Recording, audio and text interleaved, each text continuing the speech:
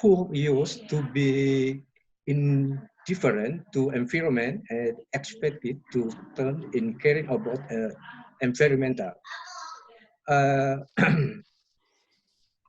Environmental education must focus to consent and sensitive to the environment and challenge technologies and understand of environment and this challenge. Change the behavior toward the environmental development, environmental quality improvement, and participation to apply knowledge and exercise related to environmental program. I want to say the implementation to international collegium and education environmental activity to on the day considered which what environmental day which the latest environmental conversation campaign to in the day what environmental day. Hari ini adalah hari tanggal 5 Juni bertepatan dengan Hari Lingkungan Hidup Sedunia, which in the environmental conversation campaign to in the world. In the World Environmental Day, celebrate to a very day 5 Jan. In begin to the General Assembly establishing Jan on Environmental Day to a Stockholm Conference.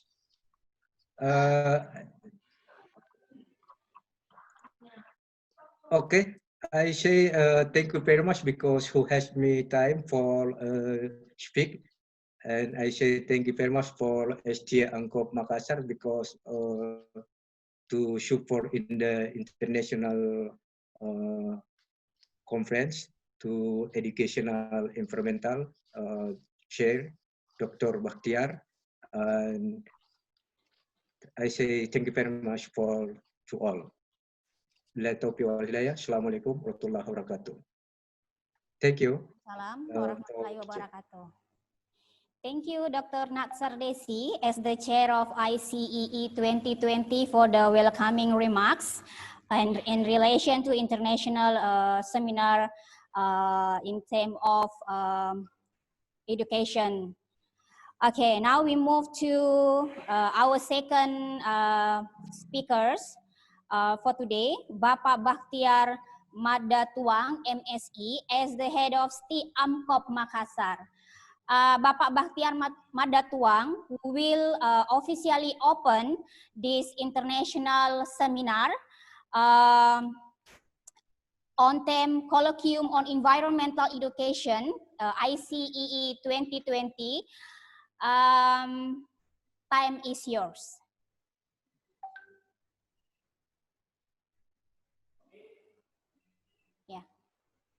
Bapak Bakhtiar Madatuang, time is yours.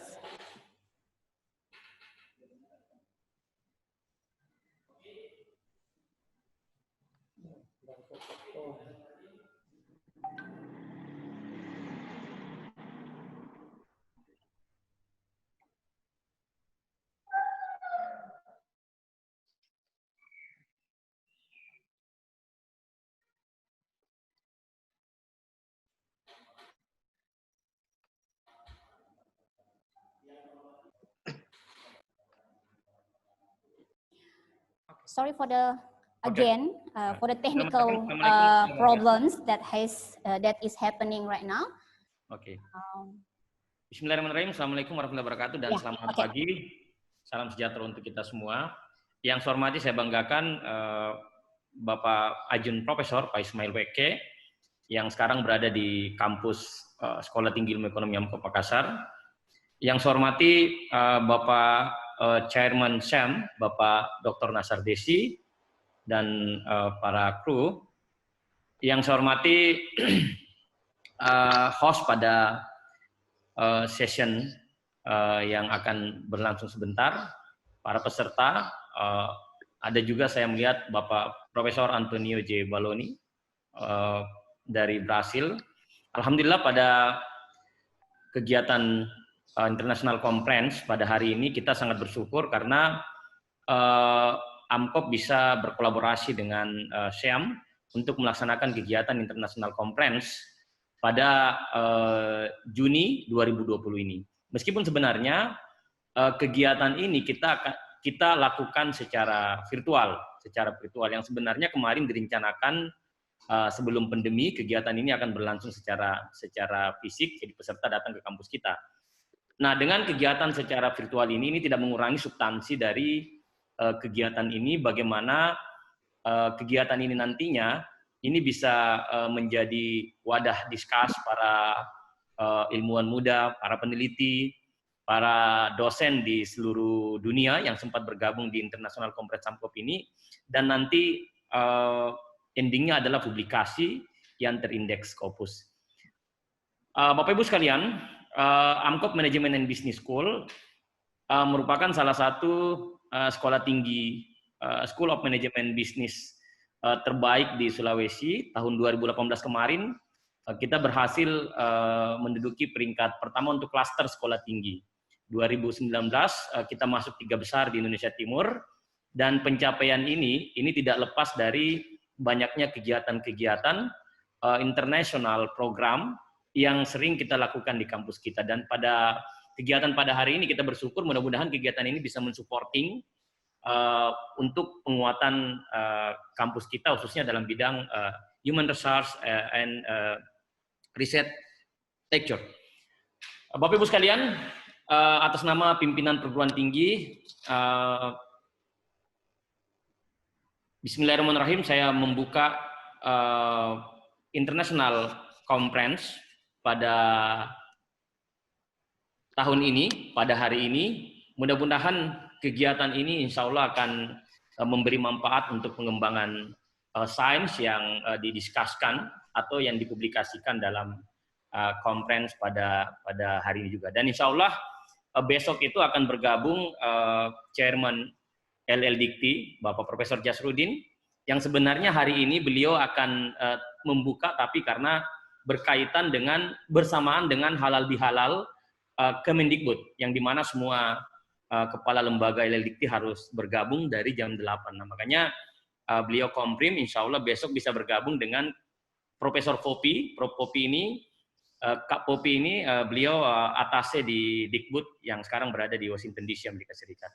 Saya kira demikian, selamat dan sukses. Terima kasih, Syam, Masika Itsmi Muda, Universitas Profesor Dr. Mustafa, special for Serajun Profesor Allah, kegiatan ini bisa barokah. Terima kasih. Billahi taufiq wal hidayah. Wassalamualaikum warahmatullahi wabarakatuh. Thank you, Bapak Baktiar Madatuang MSE for the welcoming remarks. The remarks also indicated that this international seminar on environmental education has officially opened. Now, that's the first session in the morning for the remarks, the welcoming remarks. So we move now to our second morning session that welcoming our speakers, invited speakers, as I just mentioned earlier this morning, that we have 2 invited speakers for today's. We have Professor Dr. Antonio J. Balloni from Centro di Tecnologia da Informacoa Renato Archer, Brazil. And then we also have Dr. Suyatno Ladiki from University Sultan Zainal Abidin, Malaysia. So a little bit information about our speakers who will speak today. Professor Dr. First, I will give information a little bit about Professor Dr. Antonio J. Balloni.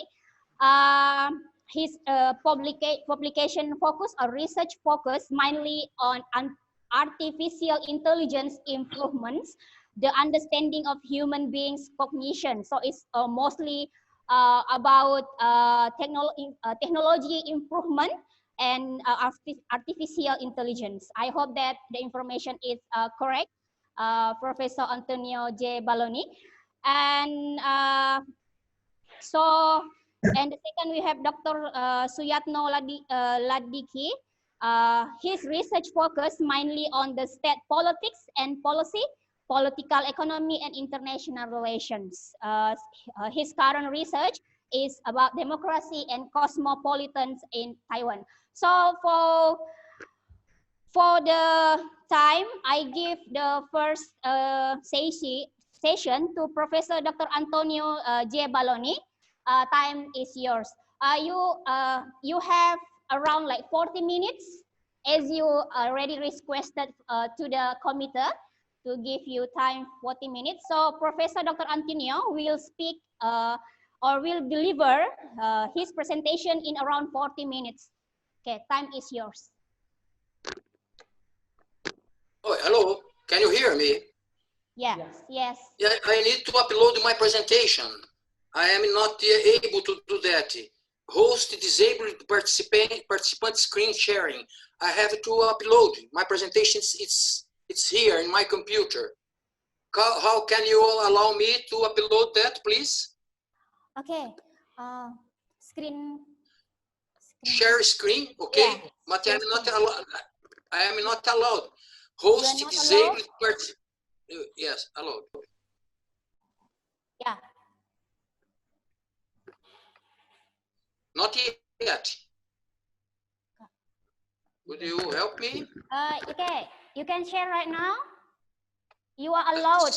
Yeah, the host already allowed you to share your presentation. Oh, okay, it's here. Yeah. Okay. Yes. Let's see where is my presentation right now. Screen sharing. Yeah, okay, it is here. Yes. Okay. Yes, good. Okay, yes. may I start? Yeah. Thank you. You are. Time Thank is you. yours. Can you see? Can you see? Yes. Okay, thank you. Okay, let me move this. Okay. Well, first of all, thank you to Dr. Ismail Suardi Waki for the invitation to present this paper, this work here. The work is the constant K and the Gaussian temporal evolution for COVID-19. This Balloni is myself, and it is present now in the International Colloquium on Environmental Education, ICEE 2020. So the paper was submitted, this paper that I'm presenting here now was submitted in a Congress in April 14 and was accepted for presentation in proceedings publication by the ICEE. And in the same day, 14/20, it was accepted for publication in the journal John Est. And then this paper will be published, presented in July 15 in Washington. They support me, they gave permission to me to present this paper for you in advance. This is our team, myself, Balloni, my friend Rogério Winter, and this is a physician, Dr. Fábio Miranda Pisani. We have introduction, research impact, source information. What is this? Okay. Constant K or provisions and conclusions. I don't know what is this aqui. Do you know? Do you know? Okay. Okay, this is the research impact. This paper was published in International Journal on Engineering in the proceedings of the International Conference on Life Science, and now in the International Colloquium on Environment and Education. I don't know what it is. I think you can see this. I don't know what it is. Was not in the original presentation. This research has been a good impact on the ResearchGate. ResearchGate has about 50 million of researchers. We have 78 recommendations, and we are 95% higher. This paper that I am presenting to you, 95% higher than all ResearchGate, and 99% higher for the papers published in 2020 in the ResearchGate. And the same for the conference proceedings, 23 recommendations, 82% higher and 9% higher. So our source of information is, I don't know what is this again, okay? I don't know, this is not in the original presentation. Okay, the source of information is Johns Hopkins University of Medicine, Coronavirus Resource Center. We analyzed 185 countries. Final date April 13, 2020, and 52 present experimental Gaussian distribution. So now, what is the constant K? I'm sorry for interrupt, Professor. Yes. But I could not see your PowerPoint presentation in the screen. No? Yes, there are only white and then couples of files there, but there is no. Okay, are you log in again? Okay, wait a moment. I think it's better to okay. What is going on? You cannot see my what's going on. We could not see the slide presentation. Okay, let's see. Let's try again. Yes. Okay.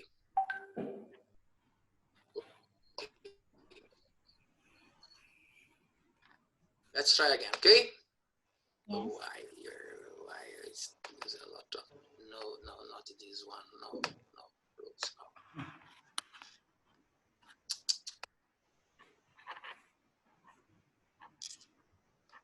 Share screen. Where is my? Terus di kantor Ki. Ke sini bisa ke ruangan sini Pak. Let's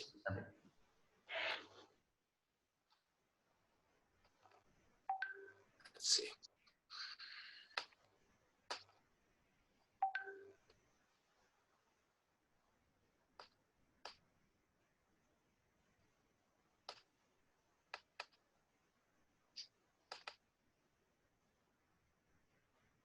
Can you see now this? I can see the front This page one? of. I can see only the front page of your screen, but it's not the slide presentation. Not yet your slide presentation. I think you need to click it. Yes, I did it. I just did it. Yes, and then but Let's see again. it's not appear on the screen. Yes, I don't know why. Why don't know why.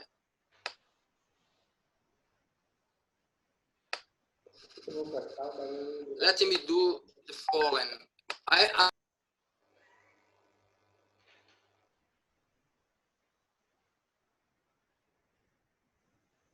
Sorry for the connection problem that happened just now. We will wait for Professor Anthony to enter or to join to our international seminar. There is a problem in technology, I think, in how to share the slide presentation.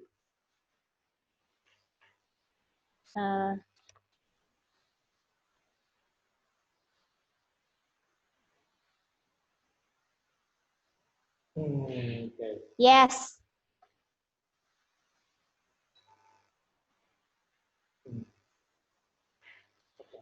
Okay.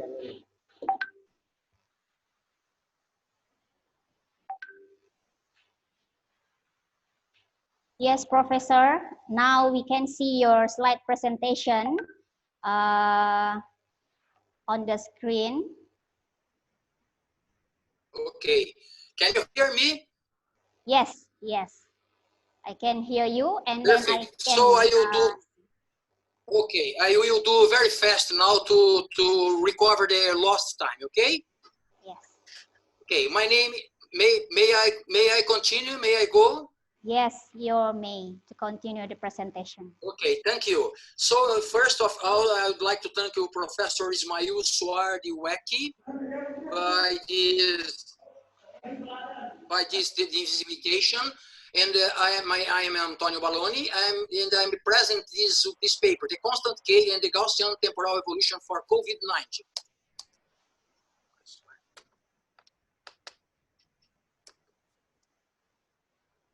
Yes.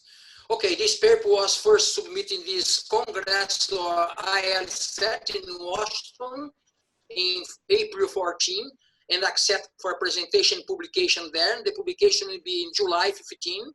And they allow me to present for you here in the International Colloquium on Environmental Education. Also in April 2020, this paper was accepted for publication in the journal ICEE. This is our team, Antonio Balloni, Rogério Winter, and the physician Fabio Miranda. We have the introduction, research impact, constant K, what is the constant K, or provisions, conclusion, etc. Can you hear me? Yes, we can hear you very well. The presentation is okay. Can you see the presentation? Yes. Okay. So now this is the research impact. This paper I am presenting for you was published in this journal, ICEE, and you will be presented also in the proceedings from the ICEE, which will be present in July 15 in Washington, and also now in the International Colloquium on Environmental Education today. About the impact of this paper, he is published in the ResearchGate, which has about more than 50 million researchers, and we have 78 recommendations, and we are higher than 95% from those research items across all ResearchGate, and 99% for paper published in 2020. And the same for the conference, ICEE. 82% on all ResearchGate and 99% by the publication to 2020. So our source of information, Johns Hopkins University of Medicine, Coronavirus Research Center. We analyzed 185 countries and ending April 13, and 52 experimental Gaussian distribution were found. So what is the constant K? The world map, insights, and more representative curves. Well, what is the constant K? The constant K is the temporal distance from this A to B. This is a histogram, okay, experimental. We have this 52 histogram. This is the real curve. We draw it here. And this is the distance B, K. Distance from A to B, temporal distance. This is the minimum point of contamination by coronavirus to the maximum point of contamination, okay? This curve is very beautiful for several slides. Let's continue. Okay, by country we have from Asia, 11 countries with K, this is 36, Africa 3 countries with K 35, America 7 countries with K 36, Europe 29 countries with K 35, and Oceania 2 countries with K 30. Total 52 countries. So this is the distribution that we find for those 52 countries. Okay, 40% have the constant K from 35 to 40, and 11% from 39 to 43. 23% from 30 for 35, and so on, 26 to 30, 23%. 1.9% is from 44 to 48. Let's look a little bit in this square here, okay? Only this square here, okay? Let's see. Here, the middle of the square, we have 37 days plus 2.22 days less 2.22 days. What this curve means to show for you the index as generated by Excel, the index K in function of the value of K, and also to show that most of the data are around the 37 days here. Okay, a little bit higher, a little bit down. So why this? Because I want to show you the curve of the world, where is the constant K from the world. Here, what you have here, the temporal average constant K versus peak contamination. Here is the index I showed you in the previous slides, and here the peak contamination. You can see the contamination is traveling, let's say, during the process of getting the value of peak contamination. this is an explanation why in the curve of the word, here are the 3 slides again, this is a curve of the word. So you can see that it is very, very large here. I will show you in detail in 1 second later. This is the maximum, here is the minimum, okay? 47 days plus more or less 1/2 day. 1/2 is the distance from here. It's day by day, 1 day, 2 days, 3 days, 4 days, okay? Well, so first, to find the minimal point for the word contamination, we have to withdraw, to subtract the data from China. Why? Because we are looking at Gaussian profile. Look, Gaussian profile. And China does not present a Gaussian profile. So we subtract this point here that is interfering in the word's curves, and we find a new day for the starting point, 25 of February, okay? You can explain in detail later. But you can ask me, are you sure that this curve do like this? Can you see here? Do like this? Yes, I'm sure. Look, this is the all curve now up to June 3. There was up to April 20, or last measurement. And this is June 3, the day before yesterday. What you have here, the curve start here and go, look, a Gaussian profile, go a very nice peak, and then go like this, let's say, like this. But what is this red color? This red color now is from Brazil. Brazil used to have a very nice Gaussian curve here. And then Brazil stopped that the Gaussian profile and generate a symptotic behavior like this, a symptotic behavior. I will show this so easily. We subtract from the word curve the values from Brazil, okay? And the green curve, the green is also in another countries that has a symptotic behavior. We also subtract that value from the word curve. Then now you have this. Look, this curve go down very nicely down here. Okay, so this is a Gaussian profile with decreasing point to the minimum contamination. So since the curve of the word has a Gaussian profile, then we can say that the country's curve, the diopter, let's say, must be Gaussian.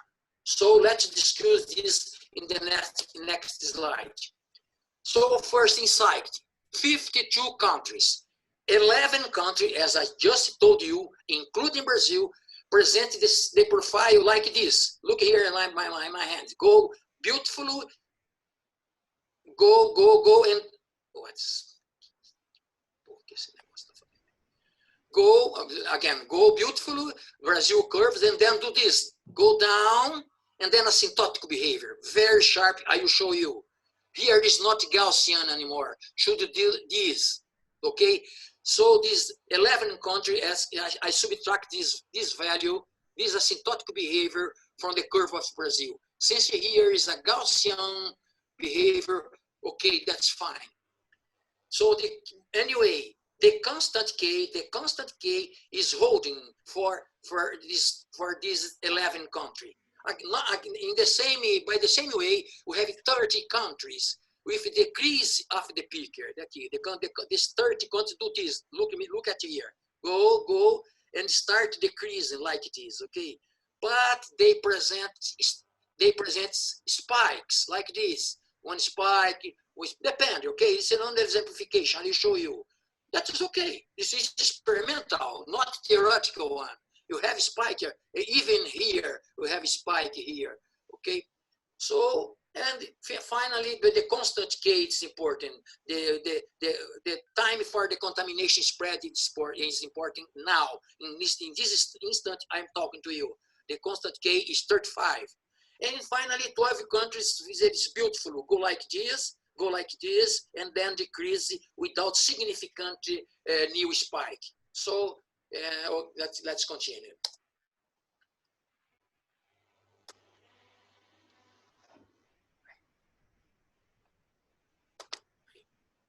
Okay. What you have here? We have here the curve from Chile. Say, okay, Chile. Constant K is 35. You can see very nice Gaussian here. Spike, that's normal. It's not a theoretical curve. So you can ask me, but are you sure that you have the curve like this here? I will tell you, yes, I am sure. Chile is of South America, is 13% from the total 52 country from South America. See the next curve. This is the total. Okay, sorry. This was April 19. Okay. See now the total curve.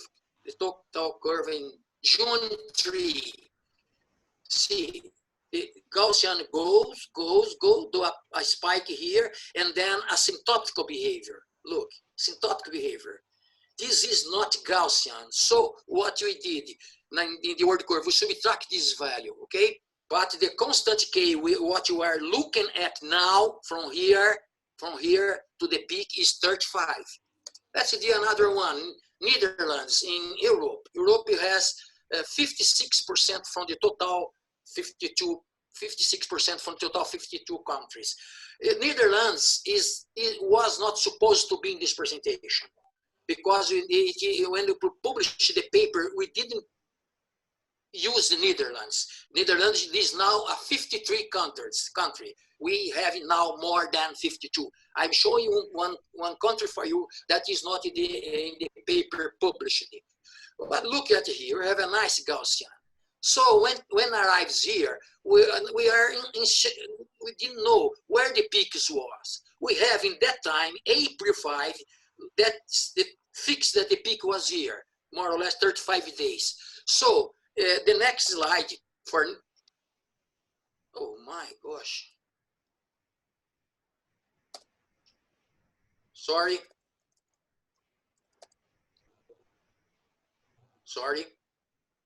This next slide, I was here, a very nice curve. We are not sure about the peak. So look at the next curve from now, June 3. You can see very easily the Gaussian profile here, and then going up like this, okay? We have spikes. Now we are able to consider Netherlands in your database for more countries with 35, more or less 5, okay? Let's see now Asia. Asia is very good. Thailand is a good, sorry? Thailand is also a very good, may I continue? Yes, you may continue. Thank you. Thailand has also a very good and nice distribution, okay? This is only to see, to understand it, the increase. The K from here to here is about 35. New Zealand, also very good one, look. The K is from here to here is about 35. Morocco is very nice. Look, Morocco. Go in. We're unsure about here, but Morocco is one of the 52 countries. Let's see, this is April 20. Let's see now, Morocco. Look, Morocco. Look, very nice. The peak, and then go down, and then another peak. This is second wave. Doesn't matter for us. For us now, we're looking at the constant K for calculation when the time of the spreading of the disease, the contamination, okay? The constant K. And then, okay, next Brazil. Brazil, we have the following. A very nice Gaussian too, and then do this. Then you may ask me, are you sure the peak is here? Because there is no data here. Yes, I am sure. Since the beginning of March, I'm looking at Brazil, and we have made a prediction from Brazil in the end of March that we had a peak here on the 15th April, and we have. So this is April 20. Okay, April 20. Let's see now Brazil total. You can see the Gaussian growing, the peak, and then now after the peak, asymptotic behavior. For Brazil, we know the reason for this asymptotic behavior because there is a lot of marketing in the media against the socializing, that socializing is not effective. Okay, no marketing about protection. So the result is there.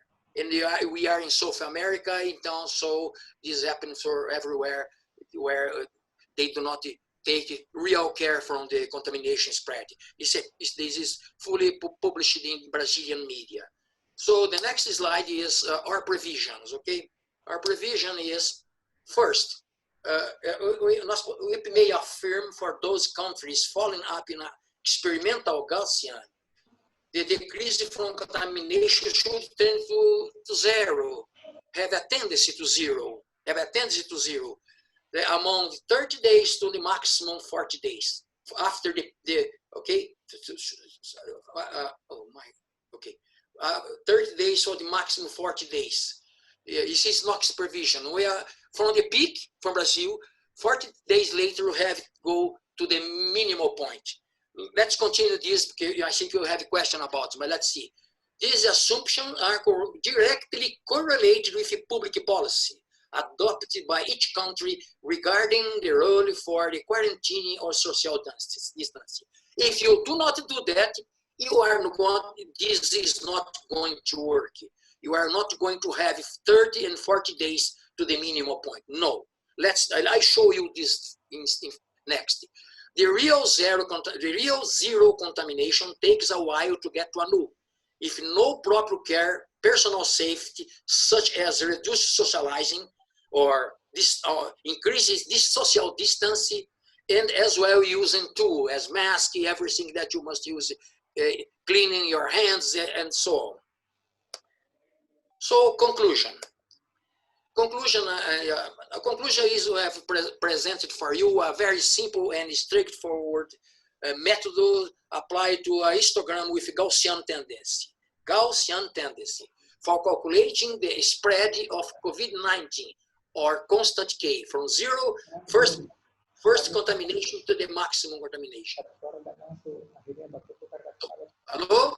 Hello? Hello? The average, okay. The average value is 35 more 5 days, the standard deviation. It is a methodology very easy to detect what is ongoing with temporal spread. So we conclude the range of contamination will occur to at least 40 days from the first registered contamination. And that is true. And up to 30 days from the first registered contamination. Or our data are 35 more or less 5. Or 540 less 530. That is true, absolutely true. Now we have more than 52 countries, okay? I present in the paper 52. Now, perspective. So we analyzed 155 countries, 52 present experimental histogram with the Gaussian trend. And the constant Chi is 35 more or less 5 days for these 52. From minimum contamination to the maximum contamination, it takes 35 more or less 5 days, okay? So now we have more than 52 countries. And we know why, and we understand why, and so we are very, very sure about it. So regarding the peak, we saw when the curve gets to the maximum point of contamination and it starts to decrease. We have several peaks there in decreasing. That peak this peak is similar when you throw a stone in a lake. You have a wave when you throw a stone in a lake. So minutes later, you throw another stone in the same lake. The result will be the collision among waves, creating destructive or constructive interference. For the coronavirus, the new peak is similar to another stone thrown in the contamination rate, generating constructive collision. This stone will increase the rate of contamination by altering the natural tendency of the contamination rate. So you can have a spike or can have the increase, like I showed for Brazil, increase without stopping as is yet today. For the second wave, the minimum contamination, look, for the second wave, the minimum contamination should start counting after the peak from this second wave. We are betting on that. Our perspective is the following. You have the Gaussian curve, get to the points, and then we are going down, down, down. If you have a spike in any moment, the contamination, the final contamination will be 35 more or less 40 days counting after this spike. I will show you the last slide explaining this. And you are betting that is true. I'm not sure yet. This is a conclusion and a prediction, because the prediction for, okay, it's the conclusion and prediction for the minimal point of contamination, that the trend is to zero. This is South Korea. This is a beautiful curve from South Korea, getting more or less around the April 15 or less. I'm not sure. Here's this full curve for March 3, 2020. You can see the Gaussian curve is, okay, more or less, then decreasing, spike, decreasing, okay, zero. Our prediction was, the first prediction for the minimum contamination was here, and the second prediction 30 days, and the second prediction 40 days was here. It was very good. But you have spike, okay, not beautifully decreasing. So it goes and then increase again, and then finally another second wave. I don't know, recontamination, throwing a stone in the lake from Korea. So from here, I'm betting this. I am saying that it is our next revision. From here, Korea will take 35 more or less 5 days to get to the minimal point of contamination.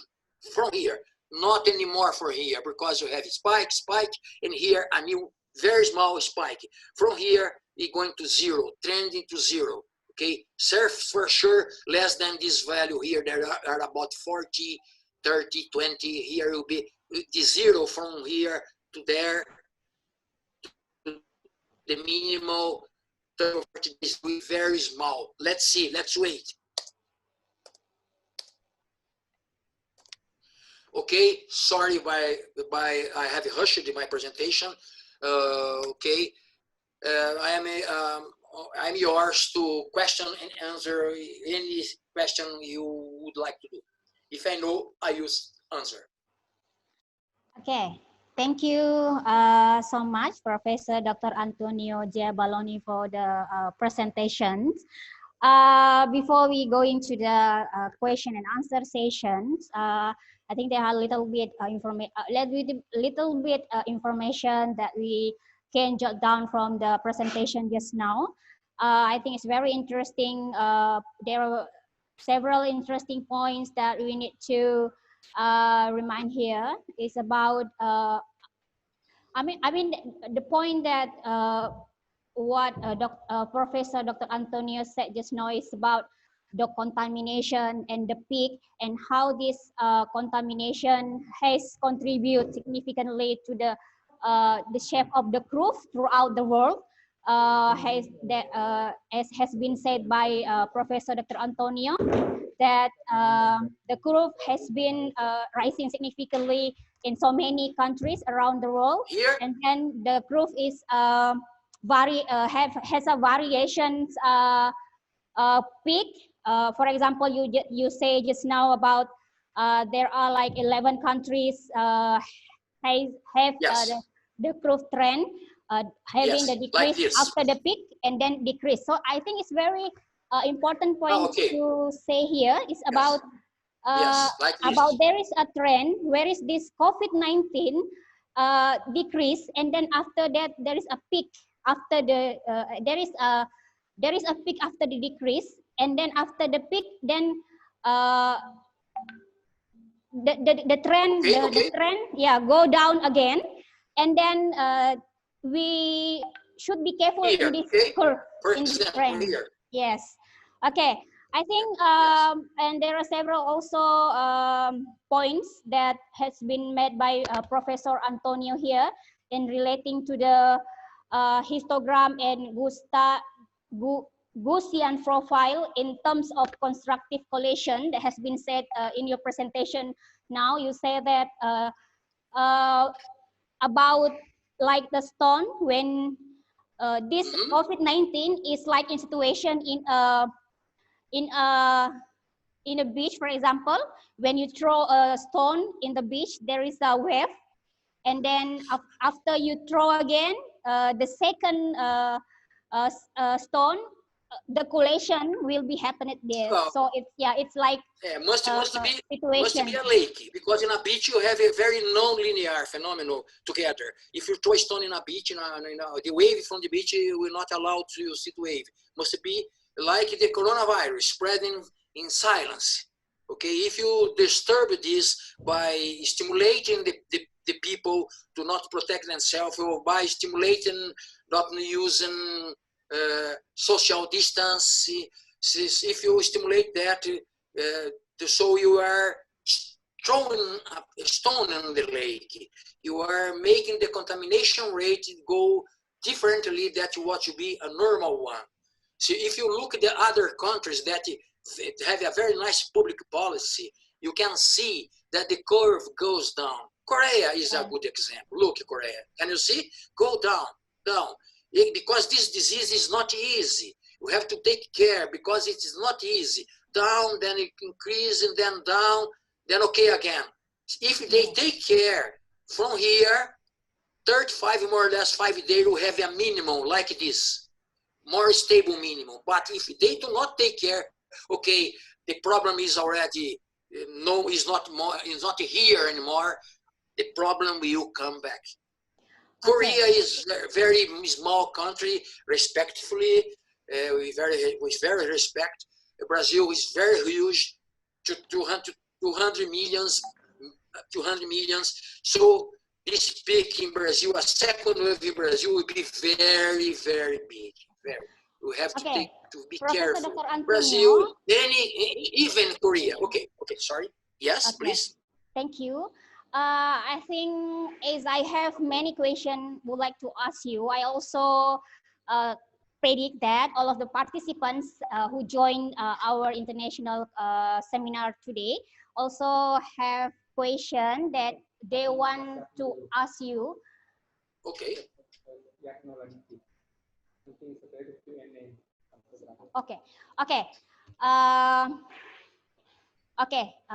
So there is a little bit changing in structure of this presentation. Okay, thank you so much to Professor Dr. Antonio J. Baloni for the amazing presentation for today morning session. The question and answer session will be held after the second speaker finish the presentation. So thank you so much. Just now, thank you so much at the moment for Professor Dr. Antonio for the presentation. So now we will move to our second speaker for today, Dr. Suyatno Ladiki from University Sultan Zainal Abidin, Malaysia. A little bit information about his research focus is mainly in state politics and policy, political economy and international relations. And I think I also stated this, his current research is about democracy and cosmopolitanisms in Taiwan. Please, one question, please. Someone will do a question for me in the end of our presentation, or not? Yeah, the participants will send. We will have our question and answer session after the last speakers. So Professor Antonio is the first speaker, and then now we have our second speaker, second speaker to deliver the presentation. Yeah, thank you, Professor Antonio. Very much. Yes, thank you very much. Thank you. Okay, thank you very much. So now, as I said just now, we have Dr. Suyatno Ladiki. I think Dr. Suyatno Ladiki is here now in the room. Okay. Okay, Dr. Yatno Ladiki. Suyatno Ladiki, time is yours. Okay. Thank you. Is it clear, my voice? Yes, it's very clear. Okay, thank you very much. If you don't mind, I would like to present my presentation on PowerPoint. Yes. Can I share this one? All right. Yes.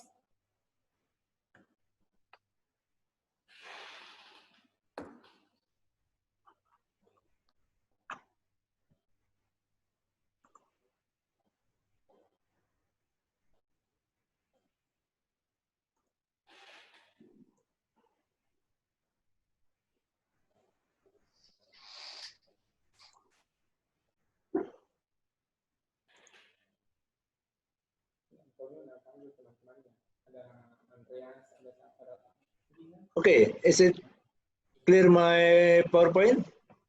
Yes, it's very clear. Okay, thank you very much for the seminar. I'm glad to opportunity to present my presentation. I'm Dr. Suyatno from University Sultan Zainal Abidin, who teach especially in international relations. Nowadays, I would like to present my papers that I sent to the Committee of International Colloquium on Environmental Education. I would like to explain about the case Rohingya that influence toward the Malaysian, and then encourage the people of Malaysia to be prepared of these war situations, because the location of Rohingya case in Myanmar is not far from Malaysia. And then the other reality, there are many refugees, Rohingyas in Malaysia. But I would like to highlight the Rohingya case as a background, as a lesson learned. I would like to explain more how to create the good policy transformation in Malaysia to avoid the potentiality of conflict to be real. So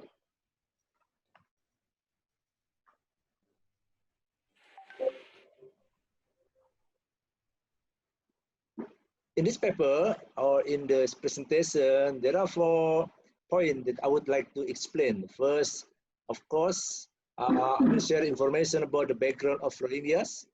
And the second, the persecution toward Rohingyas. This is the important for the Malaysian. Logo depois da abertura, colocaram eu em primeiro lugar. Ia ser muito tarde a minha apresentação se fosse esquema normal. Sorry, yeah. It's okay. Ethnic relation and ethnic conflict in Malaysia, for the current level, is the similar things potentiality conflicts with the case in Myanmar. So this is the reason the government of Malaysia using sustainable development goals as a basics to build policy transformation in Malaysia. The background of Rohingyas. Actually, the Rohingyas are living western part of Myanmar. It's not far from Bangladesh, and then it's not far from Thailand. And then in the history, Rohingyas claim that they are indigenous citizens of Rakhine State. The Rakhine State is it's called a province in Myanmar nowadays. Why? Because they have been invited as the army. Mostly Rohingyas in the Marokyu dynasty of Arakan Kingdom is an army. Arakan Kingdom is nowadays it's called Rakhine State. And then in Rohingya that embraced the Islam religion become Muslim or Islam for a long time ago.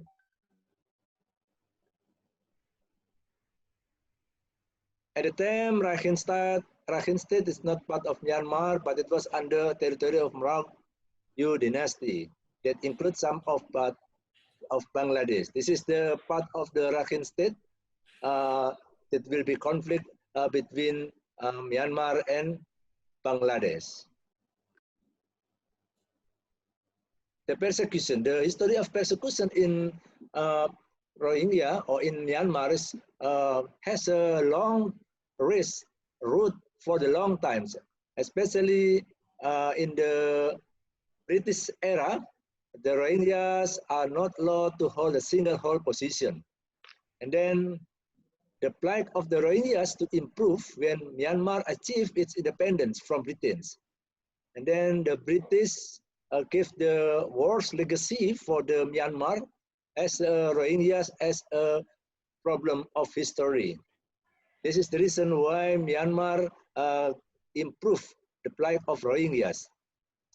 But under a UNO ruler, Rohingyas got autonomy power actually, because Rohingya giving cooperation and effort while fighting together to gain independence toward the colonials. This is the reason why UNO ruler is very different compared to the other rulers in Myanmar. Unfortunately, General Ne Win led a coup in 1962 overthrow democratic rule until 1990, and failed negotiation between the existence of Rohingyas in Myanmar. Under the junta rules in Myanmar, the right of Rohingya have been denied due to ethnicity factor. This is a really worse, because there are the higher scale of the conflict between Rohingyas and Myanmar. The junta rule accused them to do the Muslim heritage, which is closely related to Chittagonian Bengali, because in the perception of the ruler, especially junta ruler, Rohingyas is not the Myanmar, because in Myanmar there is no ethnic of Rohingya. Myanmar see Rohingya closely related to Bengali people in Bangladesh. In 1974 and 1982, Myanmar has an immigration act really clear to deny the rights of the Rohingyas as a citizen. It means Rohingya is the people citizenless. Yeah, the people has no right as a citizen. As a history, the junta launched as a proof of history. The junta launched the Dragon Mine operations to hunt illegal immigrants. So implied 200,000 Rohingyas as refugees to Bangladesh. This is a milestone. This is a trigger of history why Rohingyas become a refugee. The implication mass influx during the on and on Rohingyas as a refugee increase, not only Bangladesh, but also in Arabia, Pakistan, Thailand, and Malaysia. And then in our map that I will give you, sorry, this is the reason why Myanmar still insists their position. See Rakhine State, especially ethnic of Rohingya, related to Chittagong or Bengali in history. Then Myanmar still insists to apply immigration acts to deny right of Rohingya as a citizen. Okay, in Malaysia, why it is important case Rohingya for Malaysian people? Because we have a similar culture, and then similar religion, and then also the similar geographics. Yeah, this is important. And then because Malaysia also has a big potentiality to become ethnic conflict relation computers. Yeah. Okay. In the history, Malaysia comprises people from diverse backgrounds of religions, custom, culture, and languages since the era of Malacca Sultanate. This is the evidence that Malaysia comprises a multi-racist country. The ethnic relation in Malaya, the old name of Malaysia, become more complex during the colonization era. I think this is that I mentioned that we have a similar case, we have a similar history, that colonization always giving the bad heritage for our people, not only in Myanmar, but also in Malaysia. And then similar people else, we have the same colonized such as British. Yeah? Sorry. Okay, British was implemented policy discriminated also, which is known as the divide as the rule policy, to spread Malaya people in terms of settlement and economic sectors. From the beginning, the British tried to spread it using the segregation politics. The Malay was settled in villages and conduct small-scale agriculture, where the Chinese was settled in small towns and practice business and mining. The other ethnies, the Indians, live in estates and work in commercial plantation sector. The segregation like this as a good to become conflict potentiality in Malaysia. The segregation in Malaysia was a strategic advantage for British in order to avoid the local people and foreign laborers to stand together and unite. This is a strategy divide and rule from the British. These consequences without sufficient interaction has proven to be difficult to build trust unity because they fail to understand. This is a bad culture. If we don't understand about the difference our people, so it's mean we become to conflict. The differences between the negative perception. If we don't understand about the ethnic, so mostly we raise the negative perception. So it is the good potentiality for conflict.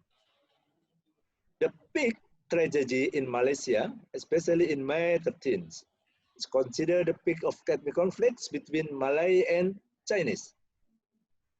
This story also as called Singapore separate from the Malaya. But before the May tragedy, several other ethnic conflicts had taken place, such as Batu Pahat, Batu Malim, Batu Kikir, Penang, and Bukit Mertajam. There are many conflicts between Malaysian people, especially between Malaysia and Melayu dan China. Okay, SDG.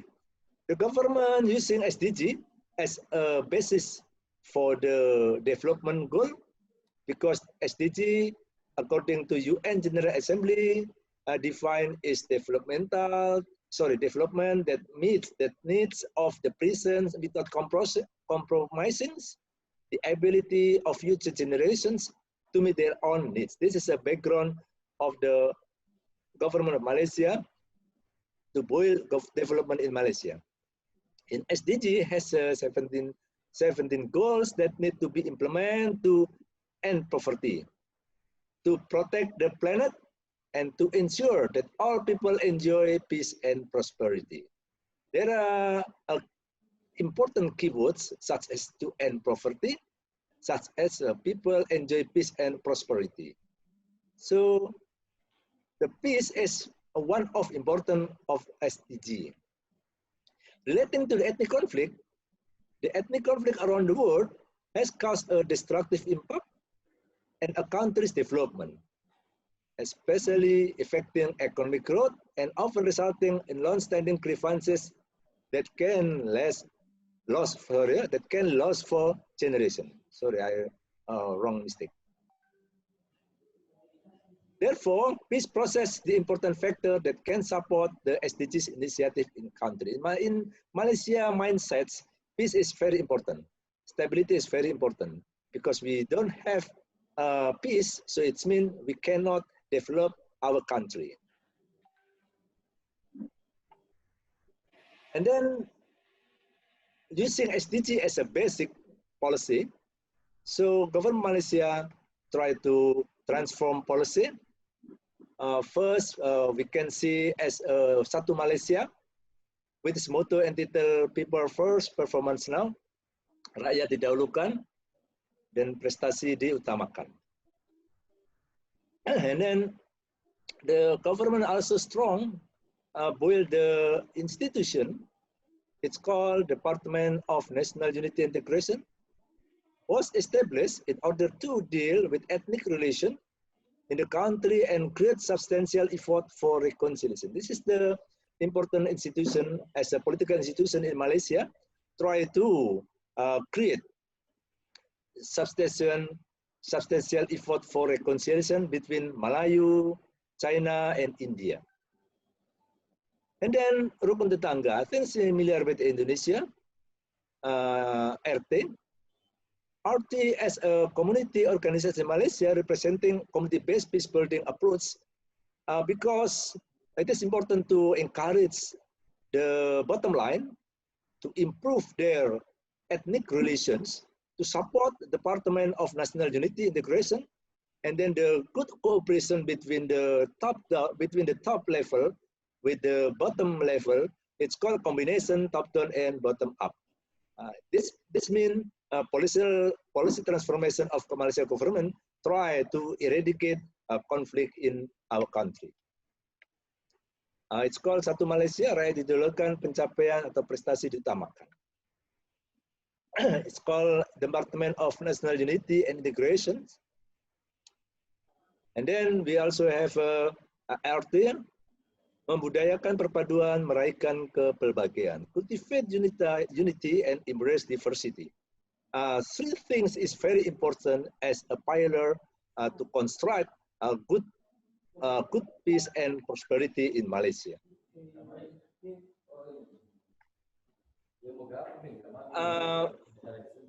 As a multi-social country, it is difficult for Malaysia to avoid racial conflict from rising.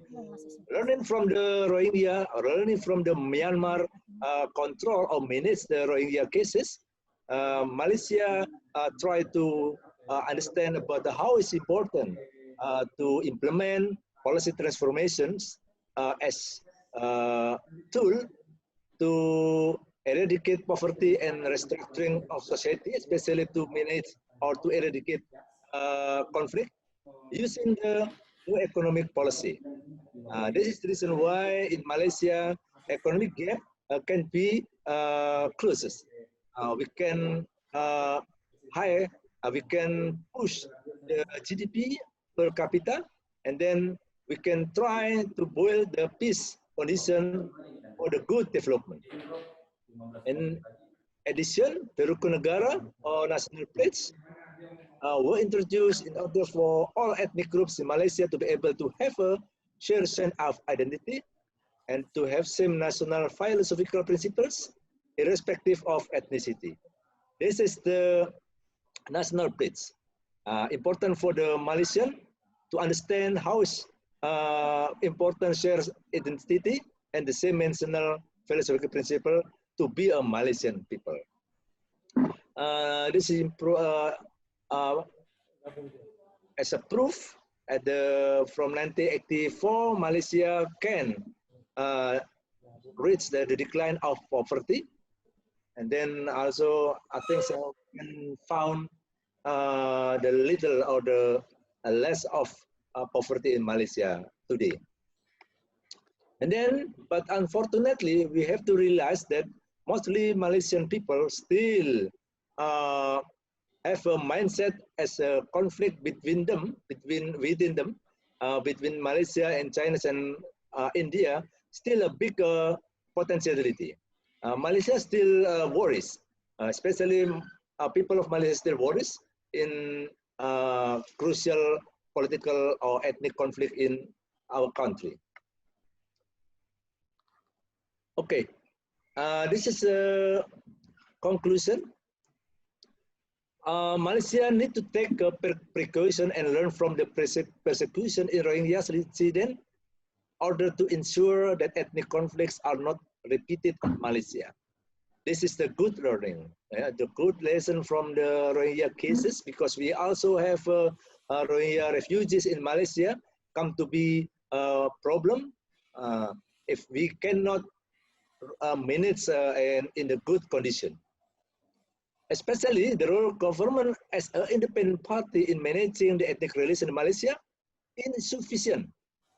Even though there are policy and agencies such as policy transformation, because we need to focus on preventing conflict from emerging and promoting peace. This is a focus that we need the combinations, cooperation between the top-down and bottom-up level. The effort took by government to sustain to peace in Malaysia can be seen by its policy transformation by creating several initiatives such as new economic policy, Rukun Negara, One Malaysia, and also Department National Unity and Integrity. Lastly, preserving the peace in Malaysia does not only involve a top-down approach, but it also requires bottom-up approach through the commitment of community organization to cooperate with the government agencies. This is my presentation. Saya rasa kalau ada soalan atau pertanyaan dalam bahasa Indonesia, sepanjang panitia mengizinkan akan saya jawab dalam bahasa Indonesia. Sebab pada asasnya saya pun berasal dari Indonesia. Cuma dalam konteks ini saya mewakili Malaysia. Thank you very much for the time. Time is yours.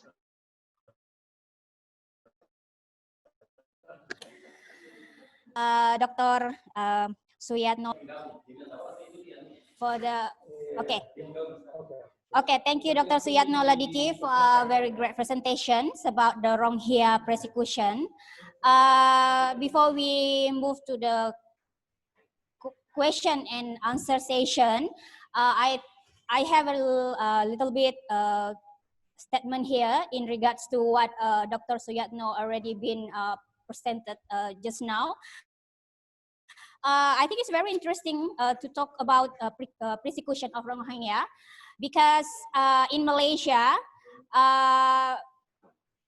the country who has a multi-cultural and multi-ethnicity, it will be it has a high risk for them to also have like a conflict with among the ethnics.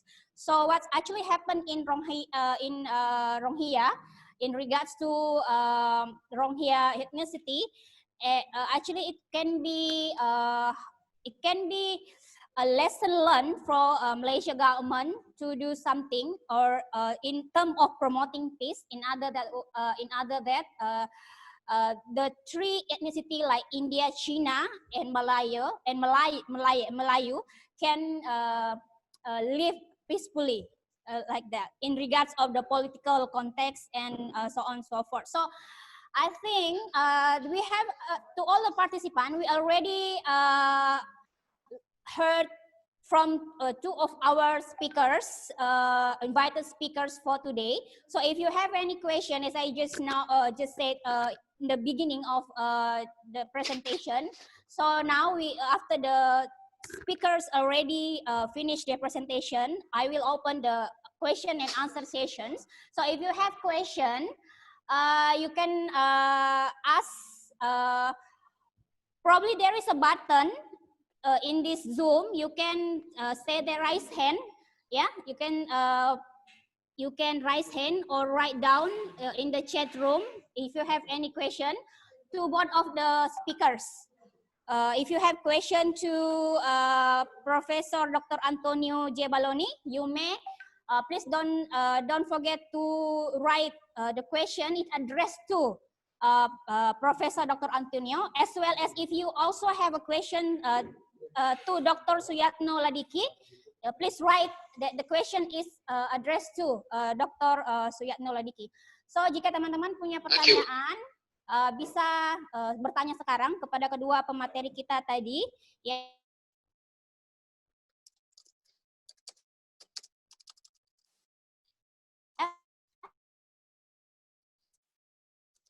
Jadi kalau ada pertanyaannya, bisa di situ raise hand-nya. Kalau kayaknya apa namanya? Ya, ada raise bantu untuk ini. Kemudian bisa juga nulis di chat room-nya jika ada pertanyaan.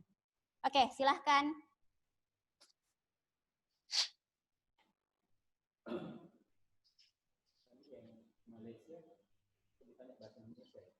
Ya bisa ditanya ke dalam bahasa Indonesia dan juga bahasa Inggris ya. But if you have question to Professor Dr. Antonio, you may please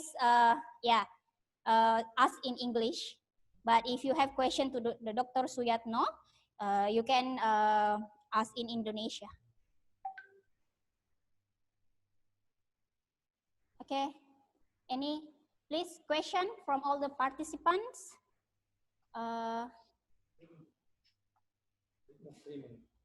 Mukrimin. Bisa tahu mukti dari situ. Mukrimin. Okay, we have one participant who want to ask.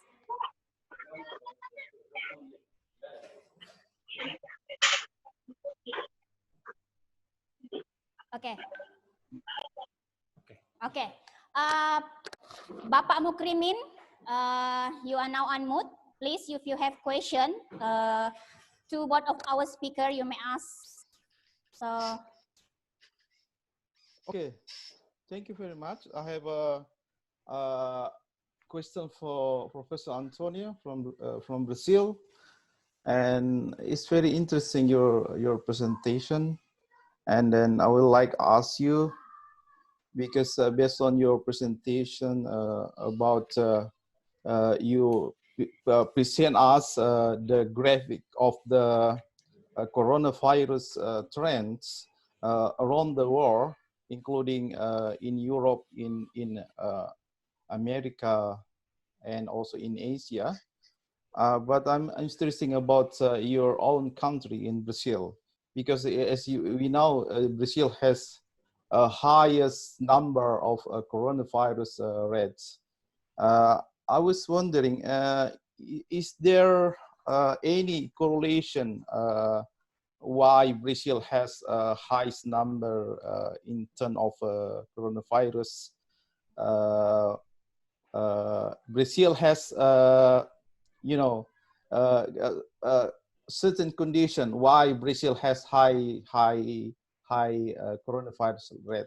I mean, because if we compare Brazil and Indonesia, we have similar condition, because Brazil also a tropical area, or tropical, you know, based on the geographical position, and Indonesia also have in tropical area. Is there correlation about geographical area in terms of a highest number of the coronavirus? And my second question, I saw your conclusion in your presentation about the number, I forget, but you mentioned 35 and 5, the standard deviation. 35 more or less 5. Yes, okay, yeah. I asked you about the number of 5. You using standard deviation. Why you using standard deviation instead of standard error? Because in my knowledge, standard deviation is better than standard deviation. Could you explain why you use standard deviation? No specific reason. Let's see if I understood your question. You asked me about the let's say about the biochemical behavior of the coronavirus in USA, in New York is where it's very cold, and in Brazil where it is very hot. Yes. Today, Brazil, in the last 30 days, the temperature now is not more of 35. Okay. It's more or less, it's yet hot, okay? But more or less 25, 28, 20 in the morning, during the morning, 17 now in this day. If we were, for example, in the north of the country, a lot of contamination. In there is very hot, but also very high humidity. I do not know the behavior of the coronavirus in near. Can you hear? Yes. Hello? Yeah, of course. Because I can hear you. Okay, frozen here.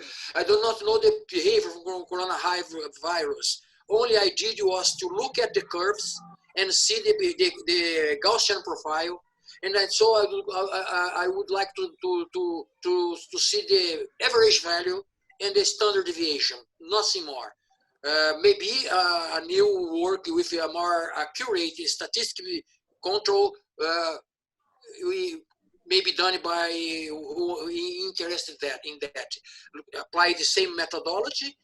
I didn't mention also, but we have a lot of any others contamination of the others virus in animals, in pigs and chicken. See, if you have the database, now we can do this methodology to see what you have. See this pattern from minimal, can you see minimum contamination, Gaussian one to the maximum, constant K. This is the main point. I do not understand. I'm not used to the arrow as you mentioned. I know. I already studied that a long time. I use the only average of the average value and the standard deviation to see how the point, the standard, the median, how the standard deviation was long, far from the average. And 35, more or less 5 is very good. Not if you have 35, more or less 15, so not good. This is for the main point. But I understand your point, but I really confess I do not know how to do. You could do that if you you are interested to. Okay, no problem. About the second questions, why Brazil? You told the second questions. I mixed the answers. Have I answered your questions? Or please help me to remember. I'm not remember now.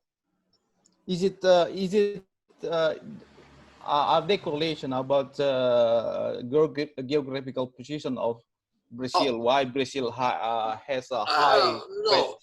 Look,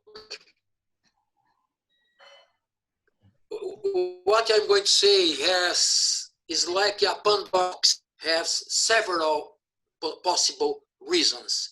One reason is human being behavior. This is the drive force.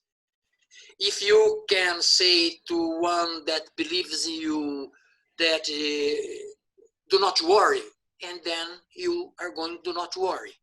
Stop, go, as I wrote in the paper, okay? But maybe there is another component that's, okay, public policy is very important. You see, for example, Germany. Germany look into the contamination, told, oops, stop, call the population, call attention from the population, look, we need your help. The population helped. And then the disease spread stopped. When they had problems somewhere, they go into that place and stop there. Now they are very, very good. Germany. United States, I do not know, but they follow Gaussian profile too, from minimum to from the start contamination to the maximum. My point, this virus, coronavirus, is my personal point without giving you scientific reasons. There is no good one for this virus contamination. Anyone can get it. Anyone. If you have to be careful. There are studies that they can survive up to 5 days in some kind of surface. So I don't know, really. Your question so about the statistics, okay, maybe could you do that?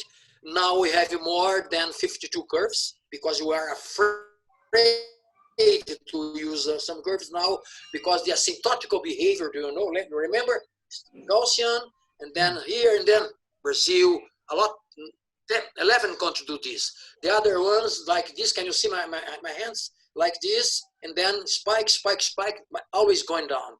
And then another set of countries like this, Gaussian, and then with no significant spike, okay?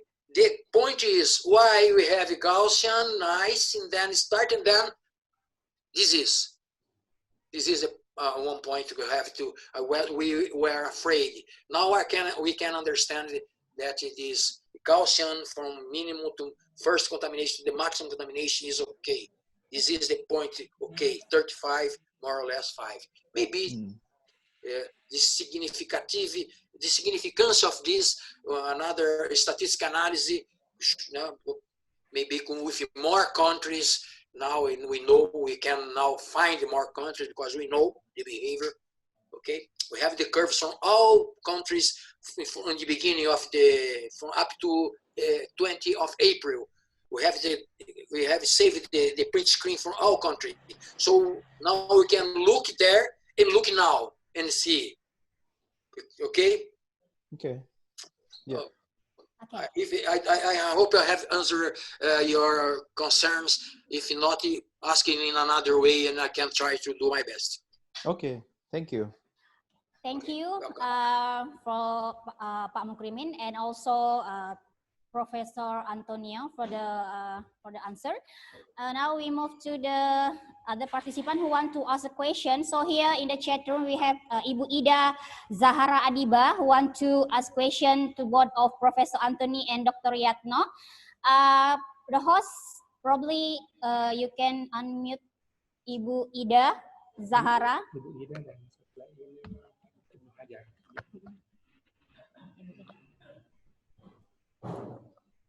Ida Zahara. Okay, silakan. Okay, to Ibu Ida Zahara, please, we already unmute your speaker. You can ask now.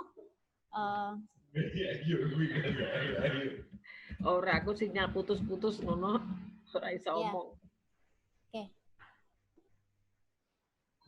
Oke, Ibu Ida. Kali aku ki nulis ngecap dulu, ngecap.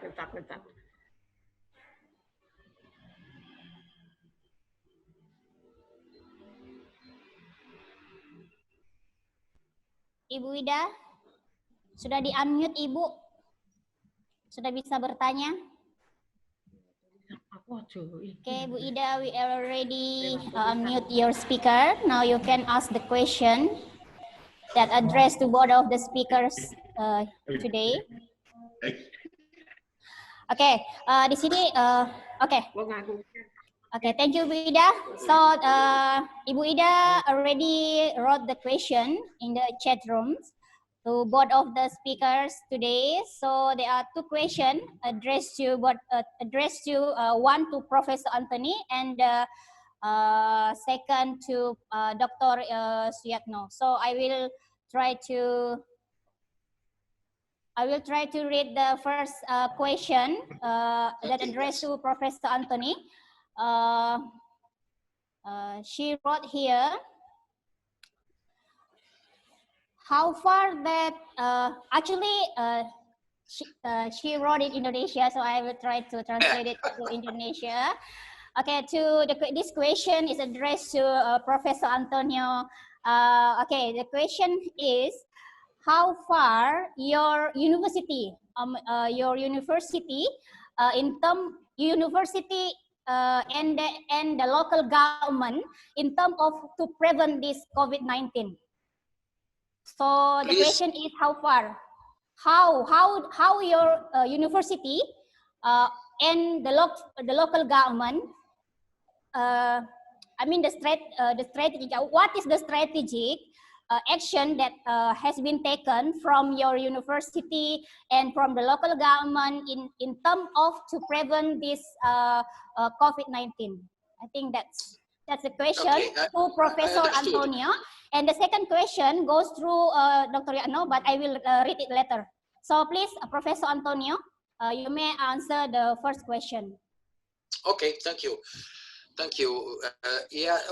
This is a tough question because it involves analysis from all sectors. What I may say is, let's say particularly from my workplace, we are working hard. Even we have to stay in social distance, working hard towards find solutions to minimize the damage that this coronavirus has done to our Brazilian society. I belong to the Minister of Science and Technology, which is working very hard too, with several fronts of works, projects, towards to minimize the damage from this virus in our society. Is very hard and towards the damage from this virus in our society. This means project for basic research, project for advanced research. Several areas are being now focused to help this problem. Okay, I don't know if my answer was what you are looking at. Okay, thank you, Professor Antonia, for answering the question, the first question.